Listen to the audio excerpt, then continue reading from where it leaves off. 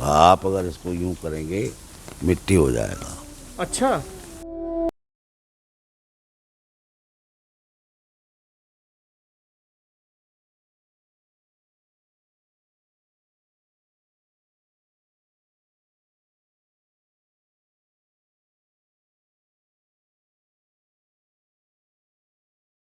कैसे आप सभी, आप देख रहे हैं यूनिक समय और मैं हूं आपके साथ मयंक। पिछले जितने भी अगर आपने हमारे सारे वीडियोस देखे होंगे तो उन सभी से रिलेट करते हुए आज हमारी शूटिंग का जो जगह है उसको आप समझ पाएंगे। देखिए पीछे देखिए, ऊपर लिखा हुआ है कि श्री राधा रानी मंदिर माट। अब ये कौन सा मंदिर है माट का, राधा रानी का? मैं आपको बताता हूँ। अगर आपने हमारा महाराष्ट्र का वीडियो देखा होगा तो आपको थोड़ा बहुत आज की वीडियो से क्लू मिल जाएगा। मतलब जिस जगह पे आज हम आए हैं ये वो जगह है जहाँ पे राधा रानी बैठकर विलास कर रही थी, रो रही थी। जी हाँ दोस्तों, ये वही जगह है जहाँ पे राधा रानी इतना रोई कि मैं आपको क्या बताऊँ। और यहाँ कुछ ऐसा चमत्कार है, या मैं कहूँ यहाँ पे कुछ ऐसी शक्ति है जिसको आप जान के दंग रह जाएंगे। ये उसी 5000 साल पुराना राधा रानी का वो स्थल है जहाँ पे राधा रानी रोई थी महाराज से, भगवान श्री कृष्ण से नाराज़ होने के बाद गुस्सा होकर यहाँ पे आके बैठ गई थी।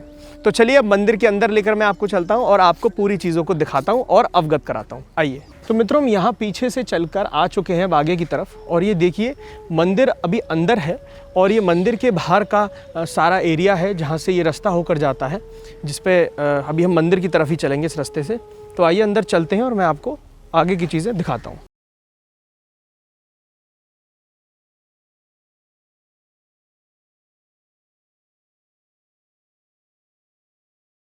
मंदिर के आज आपको दर्शन कराने के लिए लाए हैं, उस मंदिर का मैं आपको नाम बता देता हूँ। उस मंदिर का नाम है राधा रानी जी का मानसरोवर मंदिर। मानसरोवर क्यों? उसके दो कारण हैं। पहला कारण, जब राधा रानी रूठ गई थी तो रूठने के बाद बंसीवट से यहाँ पे आके बैठ गई थी, भगवान श्री कृष्ण से नाराज़ हो गई थी किसी बात के ऊपर। क्या बात है वो आप सोचिएगा, अगर वीडियो देखा है आपने हमारा बंसीवट वाला तो आपको पता चल जाएगी, नहीं तो मैं आपको आगे बताऊंगा। तो राधा रानी रूठ कर यहाँ बैठ गई थी और विलास करने लग गई थी, अर्थात रोने लग गई थी। और राधा रानी इतना रोई कि उनके रोने से एक सरोवर उत्पन्न हो गया। मतलब राधा रानी के आंसुओं से एक सरोवर उत्पन्न हो गया उस समय। और ये पावन सरोवर मेरे बिल्कुल सामने ही है, मैं आपको चलिए दर्शन कराता हूँ मित्रों। तो मित्रों, ये वो मान सरोवर है, अर्थात राधा रानी जी का जो मान भंग हो गया, मतलब वो रूठ गई, उनको बुरा लग गया, उसके बाद उनके रोने की वजह से ये सरोवर उत्पन्न हुआ है उनके आंसुओं से। ये वही सरोवर है, इसलिए इस सरोवर को राधा रानी जी का मान सरोवर कहा जाता है। मान्यता है कि इस सरोवर की इतनी शक्ति है कि आज भी लोग इस सरोवर के चारों तरफ परिक्रमा लगाते हैं और ऐसा माना जाता है कि राधा रानी आज भी इसी जगह पे विराजमान है, क्योंकि वो ये जगह राधा रानी के लिए अत्यंत प्रिय जगहों में से एक है। क्योंकि यहीं पे आके भगवान श्री कृष्ण ने उनको आके मनाया था और उनको रिक्वेस्ट करी थी दोबारा से कि वो आके वापस महारास में जुड़ सकें और जैसे पूरा महारास अच्छे से सभी गोपियों के संग और महादेव के संग हो सके। तो चलिए आपको पहले मैं मानसरोवर की परिक्रमा लगवाता हूँ, उसके बाद मैं आपको मंदिर के दर्शन कराऊंगा और फिर यहाँ के जो सेवायक हैं उनके साथ जुड़कर पूरी कहानी से मैं आपको अवगत कराता हूँ। तो चलिए मानसरोवर की परिक्रमा करते हैं, आइए। तो मित्रों, राधा रानी जी के मंदिर के दर्शन कराने से पहले जैसा मैं आपको बता रहा था कि परिक्रमा लगा लेते हैं, और ये परिक्रमा मार्ग है। मतलब ये राधा रानी के मंदिर के पीछे से होता हुआ और पूरे मानसरोवर के चारों तरफ होता हुआ सरोवर की परिक्रमा लगाई जाती है। तो चलिए पहले आपको परिक्रमा लगवाते हैं।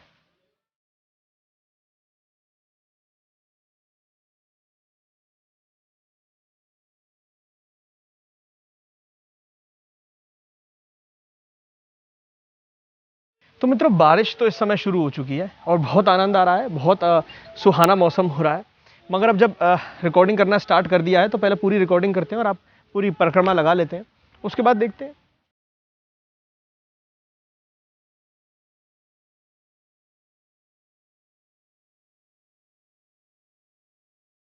तो मित्रों, आप ये देखिए मेरे सीधे हाथ पे मानसरोवर है और हम जो है मैं आपको दिखाता हूँ, हम उधर मंदिर के सामने से हमने चालू करी थी और परिक्रमा हमारी तकरीबन आधी लग चुकी है। बाकी अभी ये वाला हिस्सा हमारा लगाना रह गया है। तो मित्रों, अगर आप कभी वृंदावन आते हैं तो माठ ज़्यादा दूर नहीं पड़ेगा, मुश्किल से मुश्किल 20-25 मिनट का रास्ता है माठ। मैं आपको ज़रूर बोलूँगा कि आप माठ में यहाँ ज़रूर आएँ दर्शन करने के लिए। कि आप देखिए कितने हरे भरे पेड़ हैं, कितना अच्छा मौसम हो रहा है, यहाँ आप बैठ सकते हैं, भजन कर सकते हैं और मन को अच्छे से शांत कर सकते हैं। चलिए।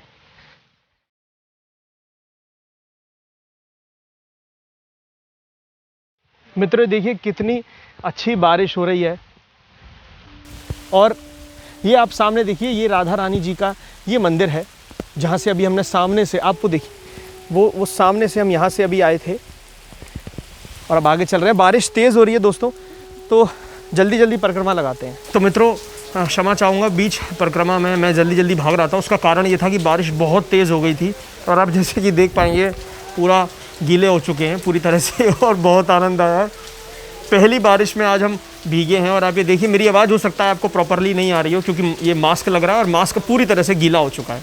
तो आप ये देखिए, मेरे पीछे वो रहा राधा रानी मंदिर, वहीं पे अभी बैठक है और वहीं पुजारी जी बैठे हुए हैं और बैठ के अभी पूरी बात करेंगे कि ये जो पवित्र सरोवर है, आपने अगर गौर किया हो वीडियो में तो सरोवर के दोनों तरफ भी जल भर जाता है। मतलब ये सरोवर जो एक्चुअल में है ये काफ़ी बड़ा है, मगर जो मेन सरोवर है उसके चारों तरफ हमने परिक्रमा करी है। तो चलिए बारिश का थमने का थोड़ा सा इंतज़ार करते हैं और उसके बाद आपको अंदर जाके दर्शन कराएंगे और आपको इस पूरी कथा से अवगत कराएंगे। तो वीडियो पूरा ज़रूर देखिएगा। अगर बीच में छोड़ दिया कहीं भी तो ज़रूरी बातें जो है भगवान श्री कृष्ण और राधा रानी की, वो आप छोड़ देंगे, नहीं देख पाएंगे। तो वीडियो ज़रूर देखिएगा आप और चैनल को जो है आप सब्सक्राइब ज़रूर कर लीजिएगा क्योंकि मैं जो ये देख रहा हूँ कि जितने भी हमारे व्यूअर्स आते हैं उसमें से मैक्सिमम व्यूअर्स जो है हमारे चैनल को सब्सक्राइब नहीं करते हैं, मतलब वीडियो देखते हैं और चले जाते हैं। तो मैं आप सभी से प्लीज़ रिक्वेस्ट करूँगा कि आप चैनल को सब्सक्राइब कर लीजिए, जैसे कि आगे जो भी हम मेहनत कर रहे हैं, जो भी वृंदावन ब्रज और यहाँ के आसपास के पूरे ब्रज के हम आपको जो दर्शन करा रहे हैं वो आप सभी तक पहुँच सके समय से और आपके पास नोटिफिकेशन आ जाए। तो सब्सक्राइब करने के साथ साथ बगल में बेल आइकन है, उसको भी दबा दीजिएगा। तो चलिए अब आगे चलते हैं। तो मित्रों, राधा रानी जी के अंदर अभी मंदिर में जाने से पहले मैं आपको यहाँ के जो सेवायक हैं राम प्रसाद शर्मा जी से, उनके साथ जुड़वाना चाहूँगा, उनसे मिलवाना चाहूँगा। चूँकि जैसा हमें पता लगा है कि सेवायक जी हमें बता रहे हैं कि इस जो ये धरती है, ये जो पवित्र स्थली है, उसका महत्व इतना पुराना है, इतना गहन है और इतना मूढ़ है कि मैं नहीं समझा पाऊँगा आपको। तो मैं ये चाहता हूँ कि जो महंत जी हैं, जो सेवायक जी हैं, वो स्वयं आपको अपनी वाणी में ये पूरा वृतांत सुनाएं। तो शर्मा जी, बहुत बहुत धन्यवाद आज हमारे साथ जुड़ने के लिए और इतना बहुमूल्य समय देने के लिए, वो भी इतनी वर्षा में। मैं ये आपसे पूछना चाहूँगा कि जैसे कि अभी हमने कुछ समय पहले वंशीवट में शूटिंग किया था, एक वीडियो उसके ऊपर भी है और उसमें हमें वहाँ के जो सेवायक हैं उन्होंने ये बताया था कि वहाँ से राधा रानी भगवान श्री कृष्ण से क्रोधित होकर, इसलिए कि उन्होंने भगवान महादेव को गोपेश्वर नाम से बुला दिया और गोपियों के ईश्वर तो राधा रानी अब स्वयं है, तो उन्होंने कही कि मेरी उपाधि आपने उनको दे दी और वो रूठ के यहाँ यमुना पार करके आ गई। मुझे सिर्फ इतना ही पता है, मगर मैं चाहूँगा कि आप पूरा ज्ञान हमारे साथ आज बांटें। देखो भैया, ये ब्रज जो है भगवान कृष्ण और राधा रानी की लीलाओं से ओतप्रोत है। यहाँ पग पग पर राधा और कृष्ण की लीलाएं हुई। बहुत सी चीज़ों की, बहुत सी लीलाओं गोपनीय रही जिनके बारे में लोगों को जानकारी नहीं पता लग पाता है और समय के साथ वो दबी रह जाती है। यहाँ राधा रानी का विग्रह है और यहाँ राधा रानी भगवान कृष्ण से महारास में मान करके यानी रूठ के विराजमान हुई है। सूक्ष्म रूप में तो केवल इतना है, बाकी विस्तृत रूप में आपकी जिज्ञासा है कि भाई महारास क्यों हुआ, बिल्कुल बिल्कुल, रास क्यों हुआ, इन सारी चीज़ों के लिए मैं आपको बता दूँ कि इस ब्रज में राधा और कृष्ण के साथ लीला में शामिल होने वाले हर व्यक्ति, गोपी और गोपिकाएं और गोप पूर्व समय के बड़े बड़े महान संत थे जिन्होंने भगवान कृष्ण के साथ लीलाओं में भाग लेने के लिए यहाँ अवतरित थे। अच्छा, वो सभी मतलब पहले से ही बहुत बड़े संत रहे हैं जिन्होंने फिर अवतार लिए हैं कृष्ण भगवान की लीलाओं में सम्मिलित होने के लिए। उनको आशीर्वाद मिले हैं, उनको वरदान मिले हैं जी कि आप उस काल में भगवान कृष्ण के सानिध्य में आएंगे और आप उन लीलाओं में सम्मिलित होंगे। इसी तरह से यहाँ की लता पता वृक्ष वो भी उन्हीं रूप में यहाँ पधारे। अब आप एक बात आ जाइए, भगवान कृष्ण की एक नित्य लीला थी, राधा और कृष्ण का नित्य रास लीला हुआ करती थी। अगर मैं साधारण भाषा में कहूँ तो डेली। हाँ, डेली। उस नृत्य रास लीला को देख के भगवान कृष्ण से राधा जी जितना प्रेम करती थी उतना ही ब्रज की समस्त गोपियाँ प्रेम करती थी। और उनका प्रेम आध्यात्मिक और अलौकिक प्रेम था, भौतिक प्रेम नहीं था। मानव तो समझ ही नहीं सकते उस समय। हाँ, उसको तो कोई रसिक जन, कोई भक्त, कोई संत वही समझे। तो एक बार ऐसा हुआ कि सभी गोपियों ने भगवान कृष्ण को घेर के और ये कहा, महाराज राधा रानी के साथ तो आप नित्य रास रचाओ, कभी हमारे संग भी रास रचाओ, हम भी आपसे उतना ही प्रेम करें जितना राधा रानी आपको करे। भगवान श्री कृष्ण ने हंस के कहा, बोले देखो गोपियों, राधा तो एक है, बाकी संग तो रास है जाए, तुम तो अनेक हो, तुम्हारे संग तो महारास करना पड़ेगा। सही बात है, बिल्कुल सही बात है। तब गोपियों ने कहा, बोले महाराज आप तो सबकी इच्छा पूर्ण करते हो, हमारी भी इच्छा को पूर्ण करो। तब भगवान कृष्ण ने कहा, ठीक है, जब समय आएगा तो मैं महारास का आयोजन करूँगा। भगवान कृष्ण का ब्रज में केवल बाल्यकाल बीता है, 11 साल के 11 साल 51 दिन का उनका यहाँ का कार्यकाल है। उससे पहले उन्हें ध्यान आया, जब उन्हें कंस को मारने जाना था, कि भाई मैंने गोपियों को कोई वचन दिया है। तब उन्होंने शरद पूर्णिमा की धवल चांदनी में रात्रि को बंसी बट पर और यमुना के किनारे महारास का आयोजन किया और उन्होंने अपनी बंसी बजाई और सभी गोपियाँ बेसुध होकर एकत्रित हो गई। उस महारास की 2 विशेषताएं थी। एक विशेषता तो ये थी कि उसमें भगवान कृष्ण केवल नर के रूप में रहेंगे, बाकी सब गोपी रूप में, एक ही नर बाकी नारी। दूसरी विशेषता ये थी कि जितनी गोपियाँ थीं उतने ही कृष्ण थे, हर गोपी के साथ एक कृष्ण। रास नृत्य शुरू हुआ। कहीं भी अगर दुर्लभ सामाजिक तौर पर कोई बेला या कोई वो लग रहा है, कोई देख, तो सभी लोगों को उत्सुकता और जिज्ञासा होती है सभी का मन करता है कि भाई हम भी इसमें भाग लें। और भगवान कृष्ण और राधा और सारी गोपियों के साथ इतना बड़ा भगवान कृष्ण का बृहद रूप के हर गोपी के साथ एक कृष्ण, ऐसा दृश्य कहाँ देखने को मिलता है, ऐसा महोत्सव कहाँ देखने को मिले। तो सभी देवी देवताओं ने विचार किया कि भाई ये तो दुर्लभ संयोग है, हम लोगों को भी इसमें भाग लेना जाना चाहिए। सही बात है। तो सभी देवी देवता ब्रज में पधारे और उन्होंने महारास में प्रवेश की आज्ञा चाहिए। राधा रानी की सखी थी ललिता और विशाखा, जो ऐसे आयोजनों में बाहर पहरेदारी का काम करती थी, पूरा ध्यान देना क्या हो रहा है क्या नहीं कर रहा है। उन्होंने कहा, बोले भाई आप लोग नर रूप में प्रवेश नहीं कर सकते, यहाँ केवल आप गोपी रूप में ही जा सकते हैं। देवताओं में शक्तियाँ हैं, उन्होंने अपनी अपनी शक्ति से अपना अपना गोपी रूप बनाया और महारास में प्रवेश कर गए। जैसे जैसे गोपियों की संख्या महारास में बढ़ती गई, भगवान कृष्ण की संख्या बढ़ती गई, हर गोपी के साथ ही कृष्ण। बाद में भगवान भोले शंकर अपने ध्यान में कैलाश पर्वत पर तब लीन थे। जब उनकी दृष्टि खुली तो उन्होंने ध्यान, उन्होंने कहा भाई सब लोग कहाँ हैं। उन्होंने अपनी दूरदृष्टि से जब देखा तो पता लगा कि ब्रज में भगवान कृष्ण ने महारास का आयोजन किया है और सब लोग वहाँ आनंद ले रहे हैं। भगवान भोले शंकर बोले, भाई सब वहाँ हैं तो मैं यहाँ क्या करूँगा, मैं भी चलता हूँ भैया, मुझे भी दर्शन करने अपने आराध्य के। तो भगवान भोले शंकर भी ब्रज में पधारे। लेकिन जब उनसे ये सवाल किया गया कि भाई आपको गोपी रूप में ही इसमें प्रवेश पा सकते हैं, वैसे नहीं, भगवान भोले शंकर बोले, भाई मुझे गोपी रूप में परिवर्तित कर सके ऐसा संसार में कौन है। तब उन्होंने ये कहा कि भगवान कृष्ण की पटरानी यमुना जी अगर आपको अपना श्रृंगार दे दें तो आप गोपी रूप में परिवर्तित हो जाएंगे, वही कर सकते हैं। तब उन्होंने यमुना जी की स्तुति की और यमुना जी की स्तुति करने के बाद उन्हें श्रृंगार मिला और वो गोपी रूप में परिवर्तित हो गया। तो एक तो देवों के देव महादेव भगवान भोले शंकर हो, वो भी गोपी रूप में। भगवान कृष्ण ने जैसे ही उनको देखा महारास में प्रवेश करते हुए, उठ के खड़े हुए और बड़े प्रेम से हाथ पकड़ के अपने पास बिठा लिया कि आओ गोपीश्वरी। एक तरफ राधा रानी विराजमान थी, दूसरी तरफ गोपी। राधा रानी उस वक्त रास नृत्य में डूबी हुई थी, तो उन्होंने ध्यान नहीं दिया कि गोपीश्वरी के रूप में कौन है।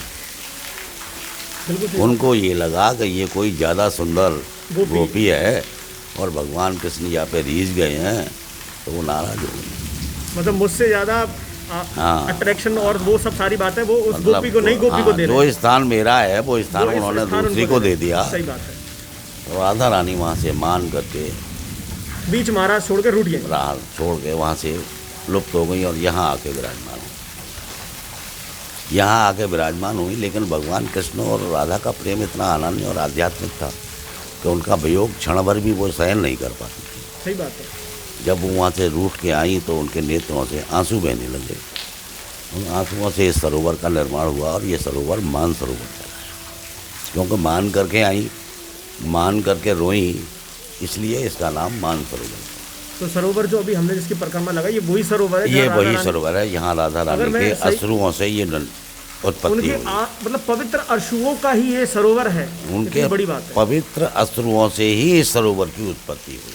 क्या बात। आज इस सरोवर को थोड़ा सा सौंदर्यीकरण के उसमें थोड़ा छोटा कर दिया गया है, नहीं बाकी ये बहुत काफ़ी विशाल रूप है। अब वो मुझे लगा है, क्योंकि मैं जब सरोवर की परिक्रमा कर रहा था तो मैंने सरोवर के बाकी सारी जगहों भी चारों तरफ भी देखा था कि सरोवर में उधर और इधर भी जल है। हाँ। काफ़ी जल है।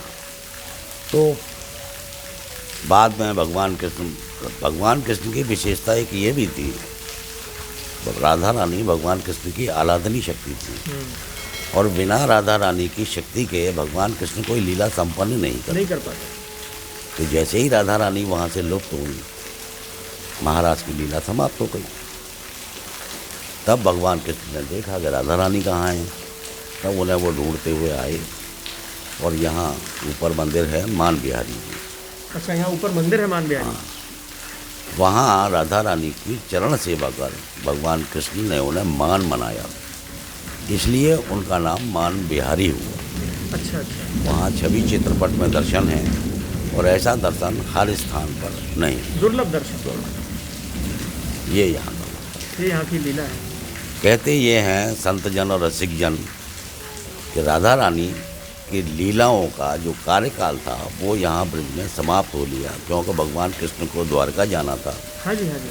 तो राधा रानी का मूल स्वरूप यही इस स्थान पर समाहित हुआ, बाद में संसार में उनका छाया रूप रहा। अच्छा, मतलब आप जो कहना चाह रहे हैं कि जब राधा रानी यहाँ आ गई उसके बाद उनका जो असली स्वरूप है, मूल स्वरूप वो यहीं रह गया, बाकी छवि स्वरूप वहाँ संसार में चल रहा। और उसके बाद उनके जो भी सांसारिक कार्यक्रम, विवाह, शादी जो भी हुए, इसीलिए ये स्थान इतना सिद्ध है कि यहाँ बड़े बड़े संतों ने, जिसमें आपके वल्लभाचार्य रहे, हित हरवंश जी हैं, देवराहा बाबा हैं और बहुत से संत हैं, हरिदास जी भी आए हैं और जितने संत थे वो सभी यहाँ भजन के लिए, दर्शनों के लिए आते रहे हैं और यहाँ उन्होंने अपनी साधनाएं संपन्न की।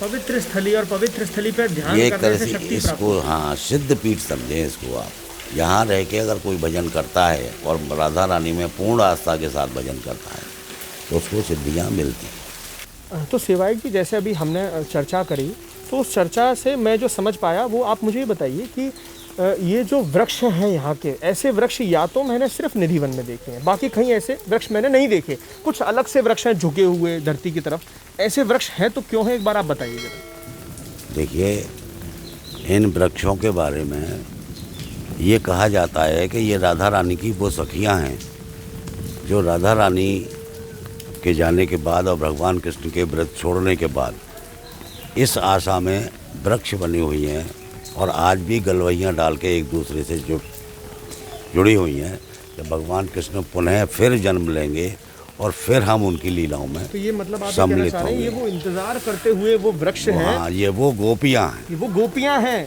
वृक्ष रूप में जो इंतजार कर रही है राधा रानी और भगवान श्री कृष्ण का एक बार स्वयं प्रकट होने के लिए। और जैसे ये ऐसे और बन ये गया है, वृक्ष जो हैं ये एक कुंज बनाते हैं। तो मित्रों आप ये देखिए, ये जो आप इस समय देख रहे हैं ऊपर अपने कैमरे में सामने, ये वृक्ष एक कुंज बना रहे हैं। मैं आपको एक मिनट दिखाता हूँ। तो मित्रों आप ये मेरे सामने जो वृक्ष देख रहे हैं, मैं एक इसका एग्जाम्पल आपको देता हूँ। ये देखिए, वृक्ष की जो डाली है, ये आप सामने धरती देख पा रहे होंगे, ये उससे वृक्ष निकल रहा है और ये वृक्ष निकल कर बिल्कुल ऐसे झुक गया है और झुक के अगर आप उसको समझ पाएंगे तो एक तरह से एक अम्ब्रेला बना लिया है और ऐसे अनंत वृक्ष हैं यहाँ पे अंदर। अभी काफ़ी बारिश हो रही है तो अभी हम आपको उतना डिटेल में नहीं दिखा पाएंगे, मगर आप एक बार समझिएगा उस बात को। हाँ। ये वृक्ष, मतलब आप ये कहना चाह रहे हैं जैसे अभी हमने वृक्ष पीछे देखे हैं, हाँ, उसी प्रकार से ये वो पुराने वाले वृक्ष हैं। ये वृक्ष है, ये कुंज बनी हुई है अच्छा अच्छा अच्छा। पूरा। तो मित्रों आप एक बार, इसी तरह से आगे भी और अंदर कुंज हैं। अच्छा, अंदर काफ़ी सारे कुंज बने हुए हैं। और यही यहाँ राधा रानी, यहाँ ही भी इस तरह से कुंज बना हुआ था, 4-5 वृक्षों पेड़ों का, हाँ, उसमें ही वो विराजमान हो। विराजमान हो गए थे। आपने अभी सवाल किया कि निधिवन में और अन्य स्थानों पर भी इस तरह के पेड़ हैं, लेकिन ये वृक्ष और निधिवन के वृक्षों में बहुत अंतर है। निधिवन के वृक्ष नए हैं और ये बहुत प्राचीन वृक्ष हैं।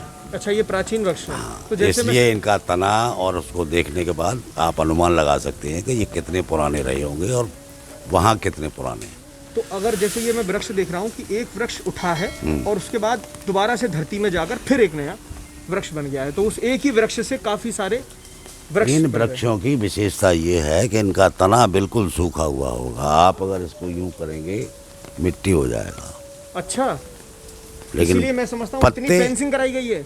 पत्ते हरे रहते हैं। ये तो मतलब बिल्कुल अलग बात है, क्योंकि अगर तने से ही पोषण मिलता है, धरती से पोषण मिलता है, तभी पत्ते हरे होते हैं। और अगर तना बिल्कुल सूख चुका है तो पोषण मिलने का तो कोई, तन सूखा है मन हरा है। ये भगवान कृष्ण की लीला का वो है।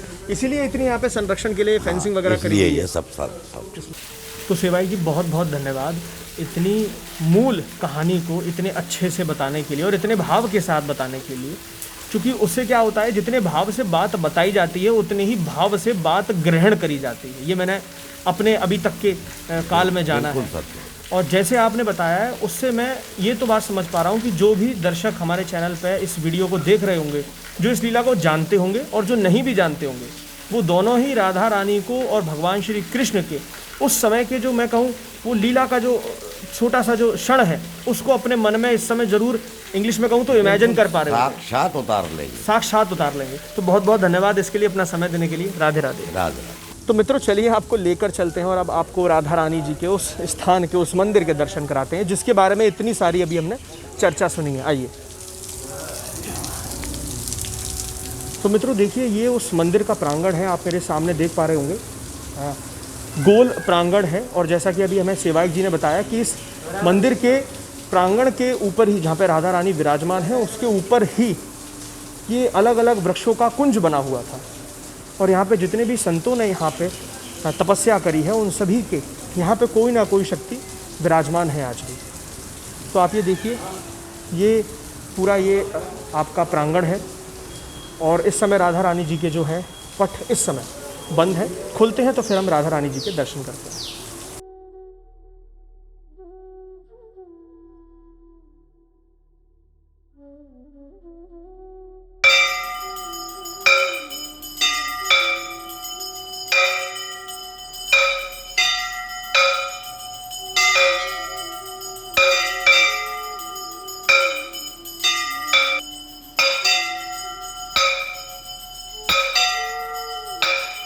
तो मित्रों आशा करता हूँ आज का जो राधा रानी का मानसरोवर का जो हमने ये वीडियो आपके लिए बनाया है आपको अच्छा लगा होगा।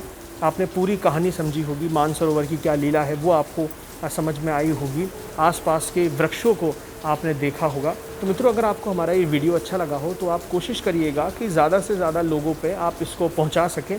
जैसे मानसरोवर मंदिर की जो लीला है, जो यहाँ की स्थली की जो पावन ज्ञान है वो सभी तक पहुँच सके तो ज़रूर शेयर करिएगा आप, और जितना हो सकेगा उतना अच्छा होगा। तो शेयर करना ना भूलिएगा। तो इसी प्रकार हमारे साथ आप सदा जुड़े रहिए।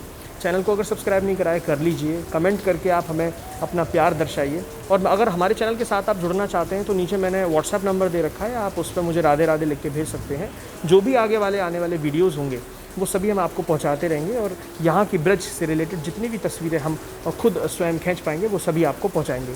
तो आप देख रहे थे यूनिक समय, मैं हूँ आपके साथ मयंक। राधे श्याम।